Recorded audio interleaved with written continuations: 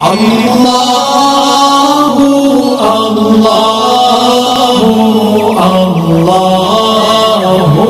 اللہ۔ السلام علیکم ورحمۃ اللہ وبرکاتہ۔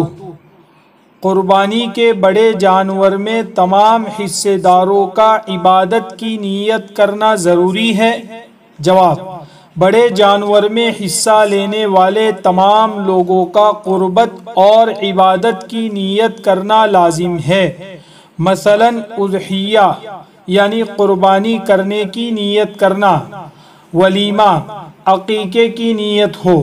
لہٰذا اگر کسی شخص نے غیر قربت اور عبادت کی نیت کی، مثلاً اپنی دکان میں گوشت بیچنے کے لیے حصہ لیا، تو اس جانور میں حصہ لینے والے کسی بھی شریک کی قربانی درست نہ ہوگی۔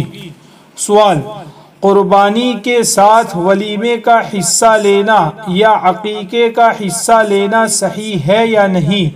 جواب: ولیمہ کرنا سنت ہونے کی وجہ سے موجب ثواب ہے، یعنی ثواب ملتا ہے۔